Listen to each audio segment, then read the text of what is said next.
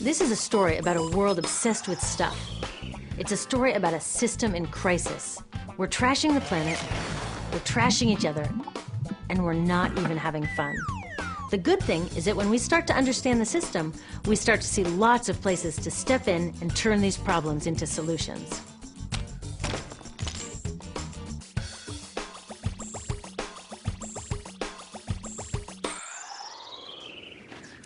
The other day, I couldn't find my computer charger. My computer is my lifeline to my work, my friends, my music. So I looked everywhere, even in that drawer where this lives. I know you have one too, a tangle of old chargers, the sad remains of electronics past. How did I end up with so many of these things? It's not like I'm always after the latest gadget. My old devices broke or became so obsolete I couldn't use them anymore. And not one of these old chargers fits my computer. Ugh! This isn't just bad luck. It's bad design. I call it design for the dump. Design for the dump sounds crazy, right? But when you're trying to sell lots of stuff, it makes perfect sense. It's a key strategy of the companies that make our electronics. In fact, it's a key part of our whole unsustainable materials economy. Design for the dump means making stuff to be thrown away quickly. Today's electronics are hard to upgrade, easy to break, and impractical to repair. My DVD player broke and I took it to a shop to get fixed. The repair guy wanted $50 just to look at it. A new one at Target cost $39. In the 1960s, Gordon Moore, the giant brain and semiconductor pioneer, predicted that electronics designers could double processor speed every 18 months. So far, he's been right. This is called Moore's Law. But somehow, the bosses of these genius designers got it all twisted up. They seem to think that Moore's Law means every 18 months we have to throw out our old electronics and buy more. Problem is, the 18 months that we use these things are just a blip in their entire life cycle. And that's where these dump designers aren't just causing a pain in our wallets, they're causing a global toxic emergency. You see, electronics start where most stuff starts, in mines and factories. Many of our gadgets are made from 1,000 different materials, shipped from around the world to assembly plants. There, workers turn them into products using loads of toxic chemicals like PVC, mercury, solvents, and flame retardants. Today, this usually happens in far-off places that are hard to monitor, but it used to happen near my home in Silicon Valley, which, thanks to the electronics industry, is one of the most poisoned communities in the US.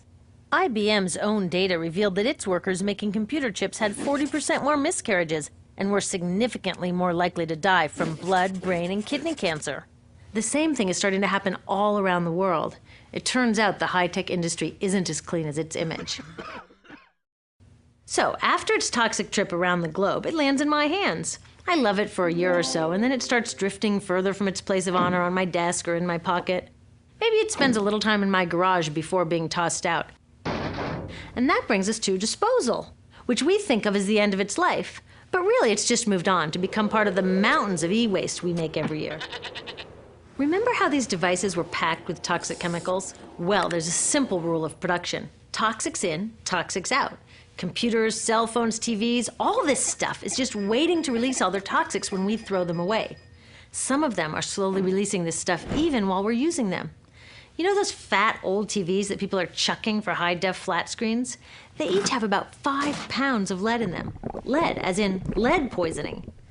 So, almost all of this e-waste either goes from my garage to a landfill, or it gets shipped overseas to the garage workshop of some guy in Guiyu, China, whose job it is to recycle it.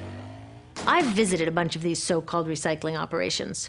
Workers without protective gear sit on the ground, smashing open electronics to recover the valuable metals inside and chucking or burning the parts that no one will pay them for. So while I'm on to my next gadget, my last gadget is off poisoning families in Guiyu or India or Nigeria. Each year, we make 25 million tons of e-waste, which gets dumped, burned, or recycled. And most recycling is anything but green. So are the geniuses who design these electronics actually evil geniuses? I don't think so, because the problems they're creating are well hidden even from them.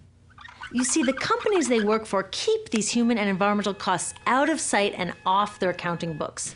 It's all about externalizing the true costs of production. Instead of companies paying to make their facilities safe, the workers pay with their health.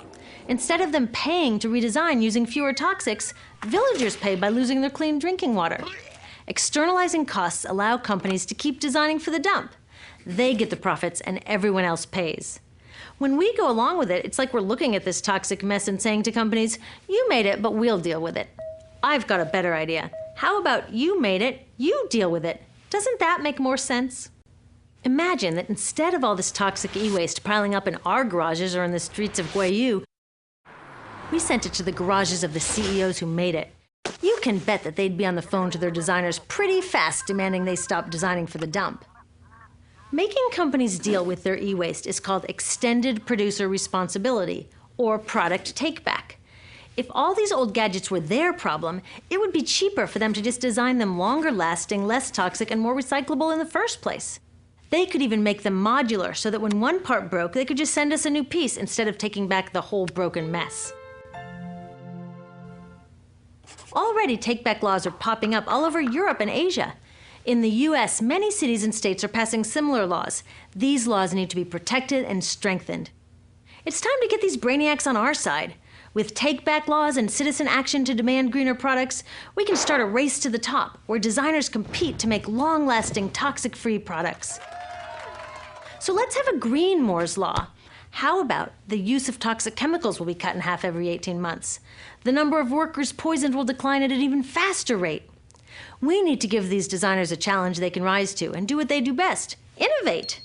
Already, some of them are realizing they're too smart to be dump designers and are figuring out how to make computers without PVC or toxic flame retardants. Good job, guys. But we can do even more.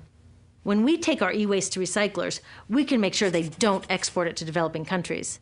And when we do need to buy new gadgets, we can choose greener products. But the truth is, we are never going to just shop our way out of this problem, because the choices available to us at the store are limited by the choices of designers and policymakers outside of the store. That's why we need to join with others to demand stronger laws on toxic chemicals and on banning e-waste exports. There are billions of people out there who want access to the incredible web of information and entertainment that electronics offer. But it's the access they want, not all the toxic garbage. So let's get our brains working on sending that old design for the dump mentality to the dump where it belongs, and instead building an electronics industry and a global society that's designed to last.